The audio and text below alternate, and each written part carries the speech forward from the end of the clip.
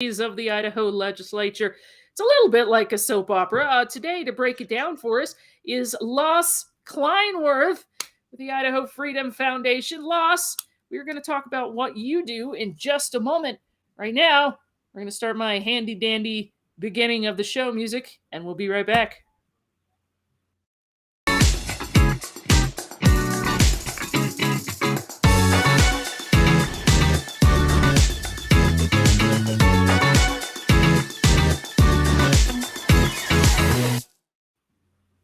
And there we are. Loss, thank you so much for joining us. Can we talk a little bit first before we get into, well, the thing we're going to talk about that needs a lot of explaining? House Bill 716, it is? 741. 741, having one of those days. It's just barely gotten a number, I think, as it came out of a House Revenue and Taxation Committee last week.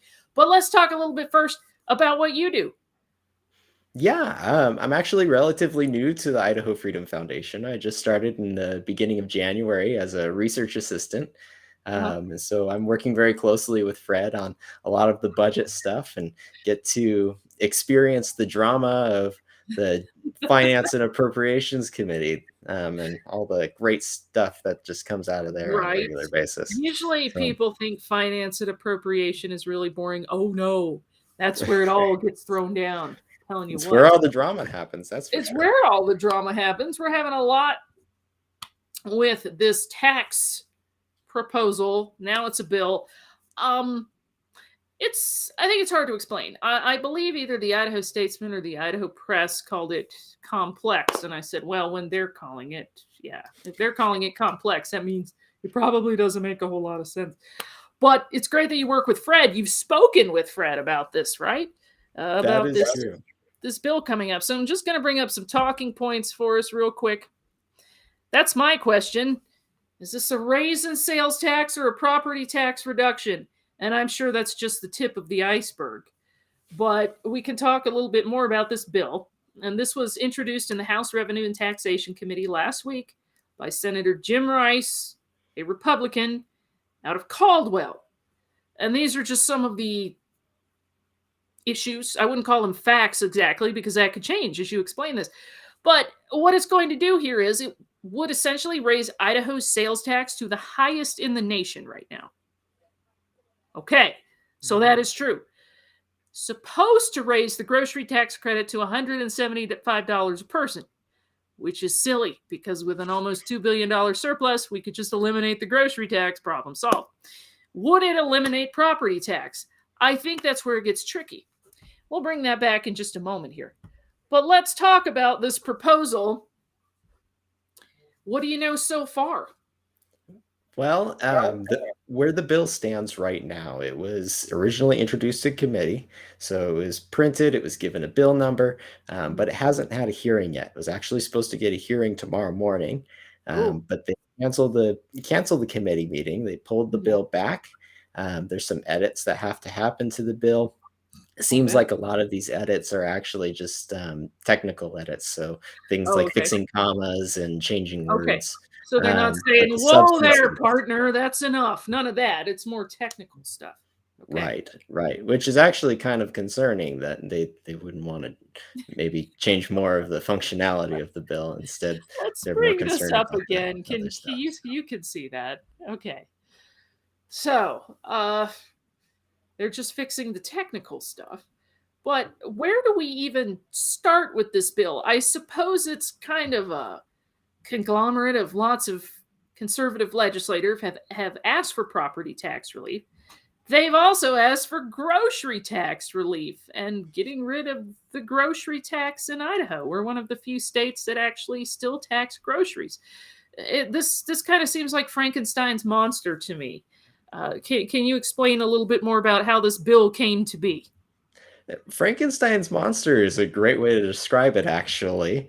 The problem is, so a lot of us who have been following the legislature, who are aware of the drama that's been going on, we've been trying to get grocery tax repeal on the agenda at least at some point this session. Representative Nate battling it out for that one. He wants that grocery tax repeal heard. Absolutely, and he's trying to get it out of committee and at least considered on the floor. But it's been a real struggle this year to just get anybody to talk about it. And so this bill was their answer to it. They said, well, we're not going to get rid of grocery tax. In fact, we're going to raise grocery tax. That'll be, and how they came to that conclusion is shocking to me. But they're trying to cover it up by saying that if they do a property tax reduction, then that automatically makes it okay. We'll just forego the grocery tax issue entirely. And another thing that was an issue earlier in the session is that they raised the grocery tax credit by $20. So they went from $100. Right, 2 years from now. And so in 2 years, you can claim $120 on your per person on your grocery tax credit instead of just $100 on your grocery tax credit with the current law as it stands. And so with this bill, they were going to try to raise it to $175 per person. But the problem with that is really it's just the government getting an interest-free loan on the taxes they're collecting. So some of this tax increase on all the sales taxes across Idaho, 0.2% of that is supposed to go right back into funding the grocery tax credit, where they could have just let you keep that to begin with. But instead, they raise the taxes and then take that money, use it for what they would like to, and then send it back. And so it's a complex issue in that regard, regarding just the grocery tax alone. And then keep in mind that they're not just raising the grocery tax, they're raising sales tax. So that means that you're paying nearly 8% on everything you buy instead of just lawnmowers, air conditioners, whatever you can think of. You're going to be paying 7.85% tax on this. But they're going to give us $175 a person instead of $100. How is an extra $75 going to offset the insane amount of sales tax I would be spending all year long? I'm at a loss for that. And it often doesn't. We were analyzing just the $100 sales tax credit, and based on just if you were to go for one of the cheaper meal plans that the USDA says that you should follow if you were trying to stick to a certain budget, it would only really cover it. If you were pretty thrifty about it, it would only cover about 80% of it. Just kind of spitballing a number, but it's pretty close to what we found. Yeah. So it's not helping in the first place. And then the idea is to go and raise sales tax even more, which would make Idaho stand out as kind of silly even more, because everyone's saying there's only 13 states that still charge grocery taxes, and Idaho's the third highest in the nation at 6%. This would make us the highest in the nation for grocery tax. That's just going to look, I think, kind of silly to pretty much anyone else that's not paying grocery tax. Absolutely. But they're saying it's going to get rid of property tax. So I have questions about this, and I'm glad you've been working with Fred on this one. I had an email yesterday from a listener who heard me talking about this, and as many people from other states like to do, they decided to tell us about how things were wonderful when they were in Washington State, and we should try that here. So I don't know if you can see my eye roll on the screen, but that's where I'm going with this. So he said, well, when I lived in Washington State, we had a high property tax. And it's okay because we had a high sales tax, but no property tax. And this way I actually owned my home, because with a property tax, you can never actually own your home. I said, look, I get that point, but no, you're still paying into some kind of fund to pay taxes and pay for services on your home. So that's still a property tax. Am I correct with that? Do you have a different explanation? No, you're absolutely correct with that. And the thing about this bill, though, it doesn't eliminate property tax. It's actually very specific for who actually benefits from this property tax. There are a lot of winners and losers. There are definitely more losers than winners on this bill, for sure. Usually when the government's involved, there is. Right. And so what's going on with this particular bill is they are lowering the property tax on people who live in the homes that they own. So homeowners who live in those homes that they own. So that excludes renters, that excludes any secondary homes people might have. That excludes businesses. That excludes any property that farmers would own. So all that acreage that you still have to pay property tax on, none Right. of that is included. So it's this very small group of people, about only 41% of the people in the state of Idaho, who will actually benefit from this. Okay, so the headlines I've been reading have been touting this as an elimination of property tax. That's not the case. No, and in fact, a lot of the local taxes will stay. So that's another one of the points is that Sure. local taxing School districts levies, things like that. right. I mean, that's the thing. So the local taxing districts will actually benefit greatly from this bill because it actually hides a lot of the taxes that would normally show up on your report. When you're a homeowner, you get a tax report.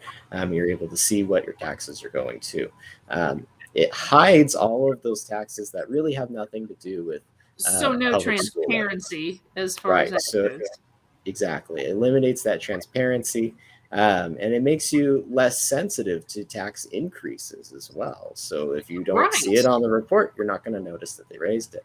Right. So Okay. Well, this is a lot to take in. I don't know if it's oversimplification if I say this just looks like a big government power grab, but at this point it kind of looks like that to me from the way it's being explained. Does anyone know? I'm going to put this back up on the screen again. Where did Jim Rice get this idea? Have you talked to him about this? I haven't spoken to him personally about it. I know that Fred's had discussions with him about the bill. He seems to think it's a great idea, but that's there's no convincing him really that it's not. So Wow. Well, I know it's a little premature to ask if there's any other senators that might be on board with this. I'm well, I will say so. There's a House and a Senate co-sponsor for this bill. So Senator Rice sponsors this bill. He is the main sponsor. Yeah, But then a co-sponsor to the bill is Representative Mike Moyle on the House side, and of course he's in high in the ranks in Republican leadership. right. And so that is also concerning as well. I mean, as somebody who's ranking pretty high in the Republican Party, is also supporting this proposal. Right, because this just doesn't look like a Republican bill. Right. If you're looking at the Republican platform, this is the opposite of what Republicans are supposed to be doing. So I think you're right. The term Frankenstein's monster really applies to this. I saw this Far Side cartoon once, and they had all these cowboys that had roasted a horse and eaten it, and the caption underneath was, "Well, Bob said he was hungry enough to eat a horse, and then Jim said he was in, and before you know it," and I thought that's kind of where this bill is. I think it's just completely out of whack and just where did you guys come up with this crazy idea? Well, Jim wanted to raise taxes and Mike said it was fine, and before you know it, here we go. And this is what we have. So I do find it confusing, but the more you explain about it, I'm not so much confused as really scared that someone thinks that this is a good idea. Yeah, it's terrifying, and there's so many bills like this that come through the legislature as well. Mm-hmm. So, I mean, the fact that the Idaho Freedom Foundation, we do our Freedom Index, and we very carefully do our best to keep up with these bills, and there's just so many of them that come through, and the budget is one example. I know you do a ton of Freedom Index on all the bills. I've been following them. Has there been a Freedom Index done on this yet? Or is it just so new and confusing it's going to take a while to break this down? Well, that's about where we're at right now. It's so new, just printed not too long ago, and it's 41 pages of tax policy and trying to understand all of the nuances of that. And so, our team has been poring over it, trying to make sure we understand not only the nuances of the bill and the specific wording, but the consequences of that wording and the consequences of the program, and Right. how it's going to help, or most in this case mostly hurt, the people of Idaho. Well, it's certainly, for lack of a better word, I think the most complimentary word they can give it is complex. I've started to not trust solutions that are complex. I've noticed that simple solutions always work the best. And if something is very complex and hard to understand, it's not going to work. And somebody somewhere is trying to pull a fast one. So I think it's either one of those. But I appreciate you explaining this to us. In the meantime, I suppose people can write their senators or what have you and explain their frustration with this. I hope we've been able to explain it a little bit better today. And you said there's going to be a hearing on it tomorrow. That's been canceled because some commas have to be fixed. But this thing is going to get a hearing. Right. And we're keep in mind that we only have about 2 weeks left of the legislative session. We're getting close to the end. And so they can't wait too long before it will fall off the calendar before it can make it through the legislative process. Well, So for me, that's just kind of an automatic red flag that they're going to introduce something like this that could potentially cripple Idaho's economy, from my understanding, or punish people for doing business here and buying groceries here at 2 weeks before the session is supposed to end. That to me is a red flag. well, and keep in mind that that's part of the strategy here. They do it with the budget. They do it with these bills as well. They'll introduce all of these really controversial bills Right. just in the ether with all of the other bills. You only have a very short amount of time to consider the bills and decide whether or not you're going to vote yes or no. And a lot of these lawmakers just don't have time to understand the bill and the consequences of it. And so they end up voting for things that aren't great for Idaho, but they Right. just didn't actually get to really consider. Yeah. So now Well, why I they hope would they vote read yes on this something they memo. don't read, I can't figure out. I hope they read this memo. My advice would be to representatives, as just as a taxpayer myself, would be: look, if you don't understand it, maybe you shouldn't be passing it, because you and Fred knows everything there is to know about finance, and he's scratching his head. So, I tell you what, if they voted no on all the bills that they didn't fully understand and have time to consider first, they would definitely slow down the legislative process to right, make sure that people had time to read things. yeah, Because and that's otherwise it wouldn't great. pass. But instead, Is they we need default to to yes. slow things down so people have time to read things, clearly in this case. And of course, people can always just go to the Idaho legislature's website and read this bill in its 41-page entirety, I suppose. And I'm glad you're breaking it down. I know a lot of news outlets, myself included, are having a hard time explaining this and some of the points, but let's just bring up some of the points really quickly before we end here. So this is being touted as an elimination of property tax or property tax reduction. It's really not. This is introduced by Senator Jim Rice out of Caldwell. It's been introduced. It's going to get a hearing next week, and this would raise Idaho's sales tax to the highest in the nation, 7.85%. Somehow grocery tax credits get thrown in there, which lawmakers have been fighting to get repealed, but now we're going to, instead of getting it repealed, an extra $75. And this isn't really eliminating the property tax like it's being sold here. So, did I cover all the points? Anything else you'd like to add about it? No, I think that we covered it pretty thoroughly. I think constituents, when they learn about this bill and they learn about the consequences, they're definitely going to want to contact their lawmakers and ask some questions. Yeah. But hopefully this bill doesn't make it through. Hopefully the IFF can give a really thorough analysis of this bill and help lawmakers truly understand what the consequences are. Yeah, well, you and Fred might be working over the weekend trying to get that freedom index written up on that. But I appreciate the good work you do. I appreciate the time you've taken looking at the bill and explaining how some of the points it's being sold on really aren't good points to sell anything on. So thanks so much, Loss Kleinworth. Appreciate you joining on Steph Lucas Live. Well, that wraps it up for us. This is one of the main points, one of the main bills you need to be watching out for in the Senate. We'll fill you in about it. Might be some more happening on Friday. So we'll give you the update on that. Everyone,